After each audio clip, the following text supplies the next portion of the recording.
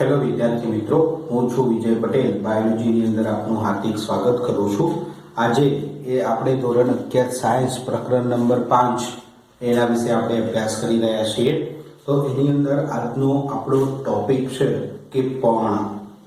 પર્ણ કેવી રચના દર્શાવે છે, તો પર્ણ વિશે આપણે સમજવાનો પ્રયત્ન કરીએ. તો પર્ણ મુખ્યત્વે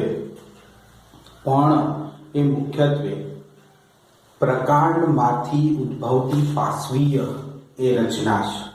પ્રકાંડમાંથી ઉદ્ભવતી પ્રકાંડમાંથી ઉદ્ભવતી પાર્શ્વીય ચપટી રચના છે. પ્રકાંડની અંદર ગોઠ અને અંતર્ગોઠ વાળો વિસ્તાર આવેલો હોય તો પ્રકાંડની ગોઠવાળા વિસ્તારમાંથી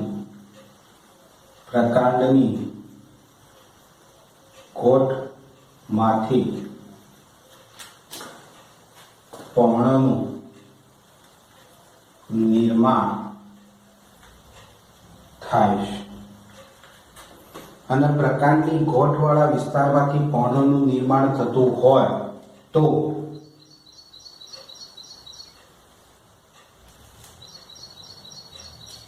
તો તેની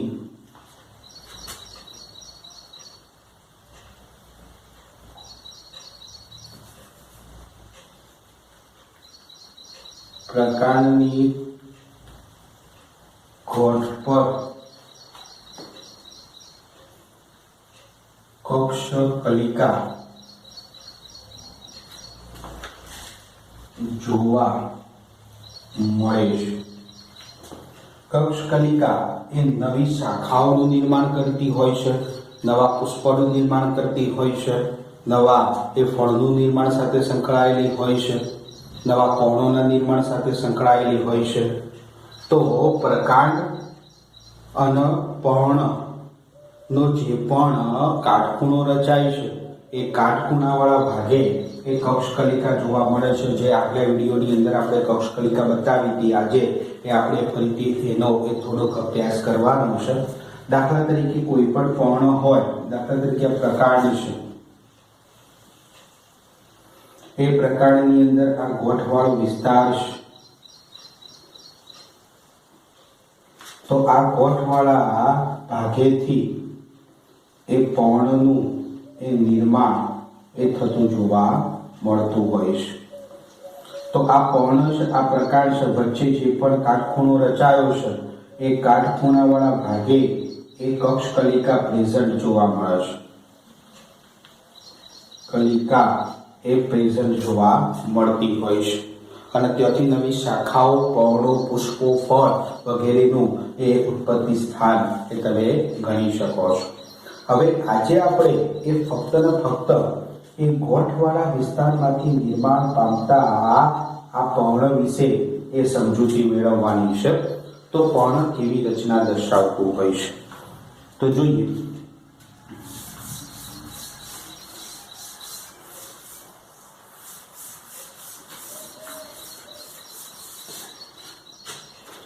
સામાન્ય રીતે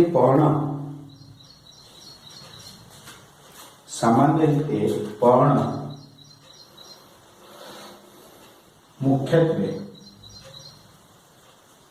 3 ભાગમાં વિભાજિત છે. 3 ભાગમાં વિભાજિત છે. કયા 3 ભાગમાં વિભાજિત છે? તો પહેલો પર્ણતલ,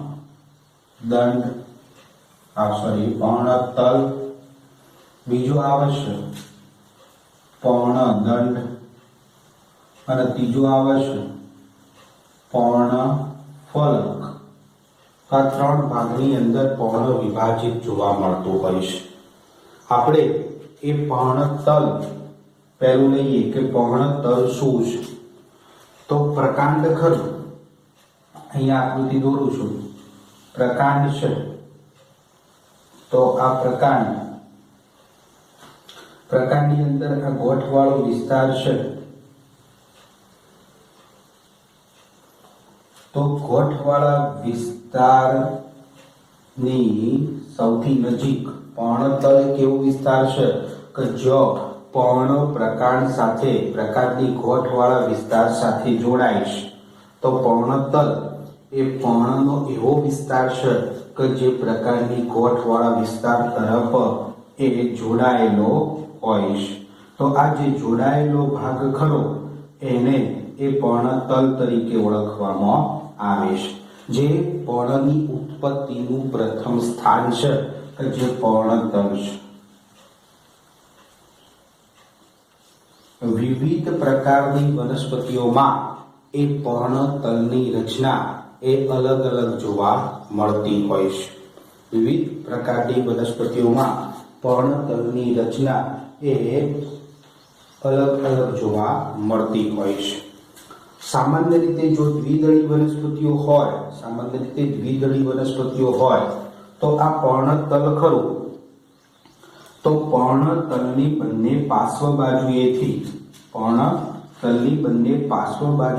નાના સૂક્ષ્મ પ્રવર્ગ સ્વરૂપે એ પર્ણ જોવા મળે છે. નાના સૂક્ષ્મ પર્ણતલની બંને પાર્શ્વ બાજુએથી નાના સૂક્ષ્મ પર્ણો જોવા મળે છે અને આ નાના સૂક્ષ્મ પર્ણોને ઉપપર્ણો તરીકે ઓળખવામાં આવે છે. ઉપપર્ણોનું ઉત્પત્તિ સ્થાન એ પર્ણતલ છે. પર્ણતલની બંને પાર્શ્વ બાજુએથી એ નાના સૂક્ષ્મ પર્ણો જોવા મળે, એ પણ લીલા રંગના હોય અને પ્રકાશ સંશ્લેષણની ઘટના સાથે એ સંબંધિત હોય છે. એની અંદર પણ એ ક્લોરોફિલની એ ઉત્પત્તિ જોવા મળતી હોય છે. બરોબર. તો આ ઉપપર્ણોની રચના દ્વિદળી વનસ્પતિઓની અંદર સામાન્ય રીતે એ જોવા મળતી હોય છે. જો કોઈ એકદળી વનસ્પતિ હોય તો એકદળી વનસ્પતિની અંદર આ પર્ણતલ કેવું હોય છે? તો એકદળી વનસ્પતિનું જો પ્રકાંડ હોય તો એની અંદર આ ગોઠવાળો વિસ્તાર હોય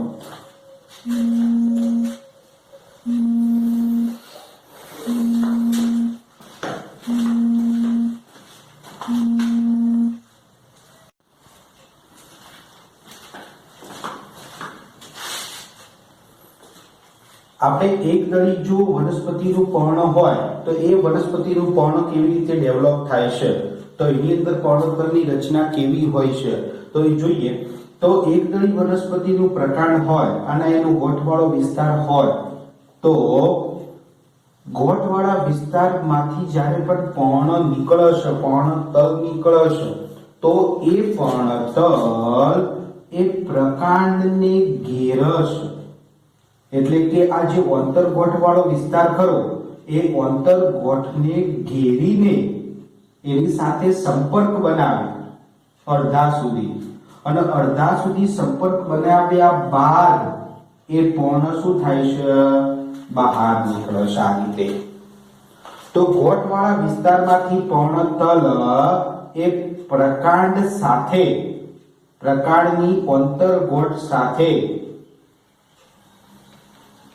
એ સંપર્ક બનાવી અને પછી જ એ અંતર્ગોઠમાંથી બહાર એ નીકળતું હોય છે. તો આ એની એકદળી વનસ્પતિમાં પર્ણતલની એક ખાસિયત, એની લાક્ષણિકતા ગણી શકાતી હોય છે. ક્લિયર? પછી બીજી કોઈ શીગવી કુળની વનસ્પતિઓ હોય, દાખલા તરીકે કોઈ કઠોળ વર્ગની વનસ્પતિઓ હોય, તો કઠોળ વર્ગની વનસ્પતિઓ ખરી જેને સિંબી કુળની વનસ્પતિઓ કહેવાય, સિંબી કુળની વનસ્પતિઓ તરીકે ઓળખી શકાય. એવી તમામ કુળની વનસ્પતિઓમાં જો પ્રકાંડ હોય અને ગોઠવાળો વિસ્તાર હોય અને ગોઠવાળા વિસ્તારમાંથી એ જ્યારે પણ પર્ણતલ નીકળે છે તો એ પર્ણતલ એ ફૂલેલું જોવા મળે છે. આ રીતે ફૂલેલું હોય અને પછી એ પાતળું બને છે.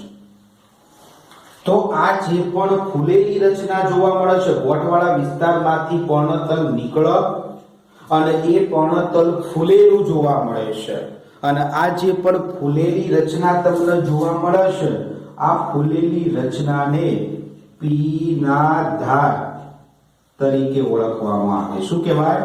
પીનાધાર તરીકે તમે એને ઓળખી શકો છો. તો આપણે જોયું દ્વિદળી વનસ્પતિની અંદર ઉપપર્ણોની રચનાઓ. એકદળી વનસ્પતિની અંદર પર્ણતલ કેવી રીતે ગોઠવાયેલું હોય. સિંબી કુળની વનસ્પતિઓ, કઠોળ વર્ગની વનસ્પતિઓ ખરી, એની અંદર પર્ણતલ એ પીનાધાર સ્વરૂપે જોવા મળે છે. તો આ ખાસ યાદ રાખજો. હવે પર્ણતલ એ શેમાં કન્વર્ટ થાય છે? પર્ણદંડની અંદર કન્વર્ટ થાય છે. પર્ણદંડ એ શું છે? તો પર્ણદંડ એક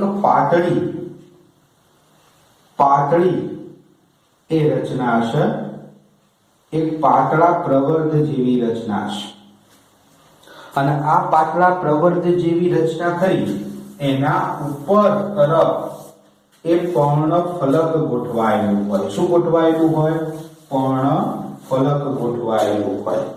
તો અહીંયા આ પર્ણદંડ છે, આ ઉપપર્ણો અત્યારે હું કાઢી નાખું છું.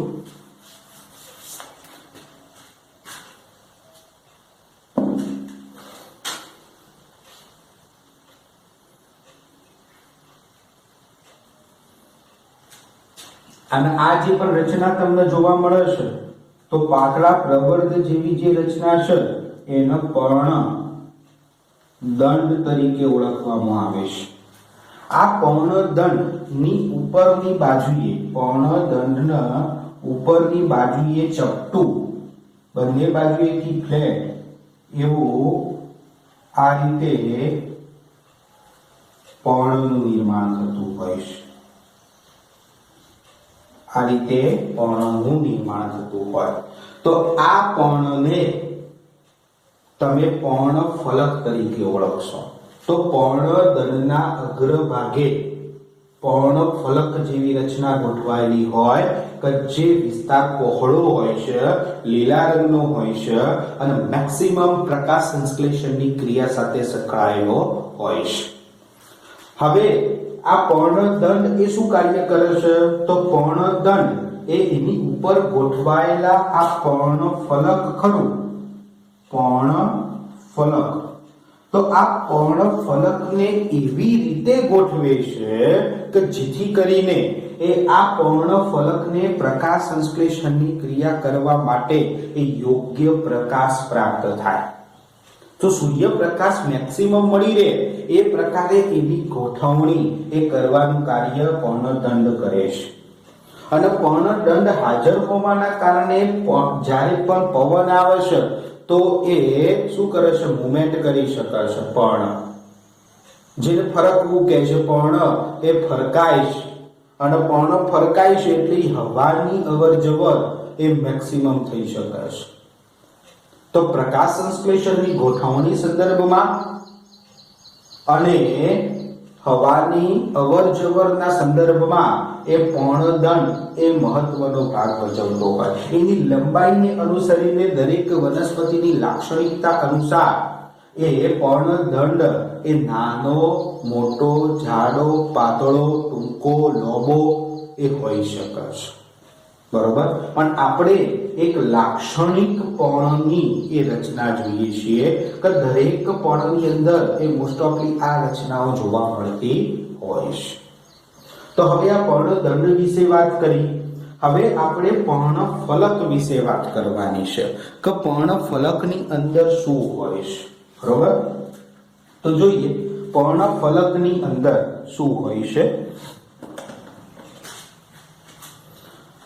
પર્ણફલક એ પાતળું હોય છે અને ફ્લેટ હોય છે, બંને બાજુથી ચપટું હોય છે. પ્રકાશ સંશ્લેષણ કરવા માટે વિવિધ પ્રકારના રંજક દ્રવ્યો, ક્લોરોફિલ જેવા કે મેક્સિમમ પ્રકાશનું શોષણ કરી શકે એવા પ્રેઝન્ટ હોય છે. તે પર્ણ લીલા રંગનું તમને એ દેખાતું હોય છે. એની અંદર મધ્ય બાજુએ પર્ણદંડમાંથી નીકળતી એક પાતળી રચના કે જે છેક પર્ણની ટોચ સુધી એ લંબાયેલી હોય છે. તો આ રીતે પર્ણની મધ્યમાં એક પાતળી ટોચ સુધી લંબાયેલી એક શિરા જોવા મળે છે. આ શિરાને મધ્ય શિરા શું કહેવાય? મધ્ય શિરા, પર્ણની મધ્ય શિરા કહેવામાં આવે. અને આ જે પર્ણનો સૌથી અગ્રભાગ ખરો એ પર્ણની ટોચ છે. શું છે? પર્ણની ટોચ છે. તો પર્ણદળથી લઈ પર્ણની ટોચ સુધી એ મધ્યમાં એક મધ્ય શિરા જોવા મળે છે. આ મધ્ય શિરા અમુક અંતરેથી એની એ ઉપશિરાઓની અંદર એ કન્વર્ટ થતી જોવા મળે છે. એમાંથી શાખાઓ નીકળે મધ્ય શિરામાંથી, અને આ રીતે શાખાઓ નીકળે છે. તો આ જે શાખાઓ નીકળી એ શાખાઓને તમે ઉપશિરાઓ કહેવાય. ઉપશિરાઓ કહેવાય. શું કહેવાય? ઉપશિરાઓ. અને આ ઉપશિરાઓ પણ એ શાખિત બને છે, અને શાખિત બની આખા પર્ણની અંદર એ આ રીતે એ ફેલાઈ જતી જોવા મળે છે.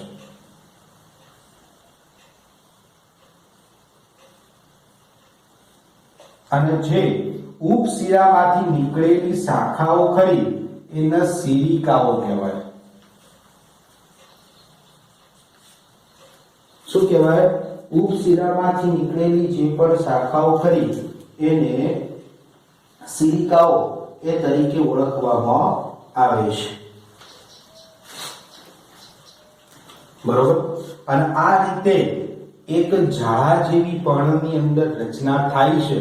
અને આ જે ઝાડા જેવી રચના ખરી એનું કાર્ય શું છે?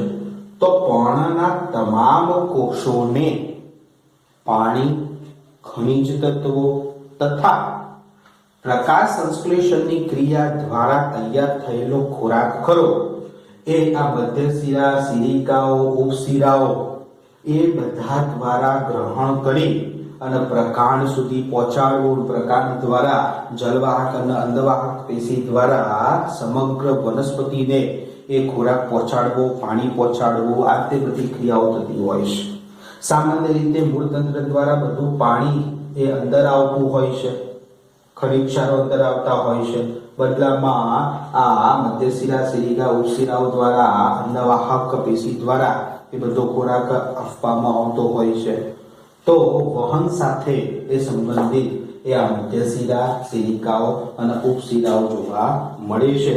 અને એક પ્રકારે ઝાડા જેવી રચના એ દ્વિદળી વનસ્પતિની અંદર જોવા મળતી હોય છે. આ પ્રકારની રચના. જો એક દળી વનસ્પતિનું પર્ણ હોય તો એની અંદર શું આ જ રીતે જોવા મળે? એની અંદર પણ મધ્ય શિરા, શિરિકાઓ કે ઉપશિરાઓ જોવા મળે? ના. જો એક દળી વનસ્પતિનું પર્ણ હોય તો એક દળી વનસ્પતિનું પર્ણ હું દોરું છું. દાખલા તરીકે આ એક દળી વનસ્પતિનું પર્ણ છે, તો એની અંદર એ મધ્ય શિરા જોવા મળે. એવી ઘણી બધી, એક નહીં ઘણી બધી સીધી એ આ રીતે મધ્ય શિરાઓ જોવા મળતી હોય છે. જોજો, આ રીતે ઘણી બધી મધ્ય શિરાઓ જોવા મળે. એકથી વધારે એ મધ્ય શિરાઓ જોવા મળે. એ એક દળી પર્ણની અંદર ઉપશિરાઓ કે શિરિકાઓ નો અવકાશ હોતો નથી, એ જોવા મળતી નથી. તો એક દળી વનસ્પતિના પર્ણની અંદર ફક્ત ને ફક્ત એ મધ્ય શિરાઓ એકથી વધારે જોવા મળતી હોય છે. એની લાક્ષણિકતા રહેલી છે. એનું કાર્ય પણ શું છે? તો સમગ્ર પર્ણને પાણી, ખનિજ ક્ષારો એ ખોરાક પહોંચાડવાનું કાર્ય કરતું હોય છે. ક્લિયર વસ્તુ? તો આ પર્ણની અંદર જોવા મળતી શિરાઓની વાત થઈ બધી. હવે આપણે જોઈએ આ પર્ણ છે, તો આ પર્ણ છે તો પર્ણની સૌથી બહારની એ દિવાલ ગણી શકો. તો સૌથી બહારની જે આ ભાગ ખરો એને પર્ણની કિનારી કહેવાય. શું કહેવાય? પર્ણ કિનારી કહેવાય. અને પર્ણ કિનારી દરેક વનસ્પતિઓની બાબતમાં અલગ અલગ રચના દર્શાવતી હોય છે. અમુક વનસ્પતિઓની અંદર એ પર્ણ કિનારી સીધી હોય છે. આ રીતે પર્ણ હોય તો પર્ણ કિનારી સીધી હોય છે, કોઈ પણ પ્રકારની ખોચ દર્શાવતો નથી.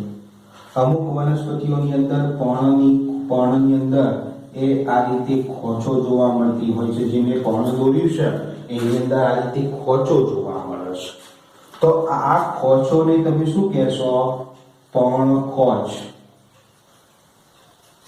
શું કહેવાય? પર્ણની ખોચ તરીકે ઓળખવામાં આવતી હોય છે. ખોચોના પણ ઘણા બધા પ્રકારો પડે છે, એ આપણે સ્ટેપ બાય સ્ટેપ આગળ તરફ લઈશું. પર્ણની ટોચવાળો વિસ્તાર છે, આખું પર્ણ ફલક છે, પર્ણની કિનારીઓ છે. તો મેક્સિમમ આપણે પર્ણની અંદર એક લાક્ષણિક પર્ણની એ રચના એ અહીંયા આપણે પૂર્ણ કરી. કેવી? એક લાક્ષણિક પર્ણની રચના એ આપણે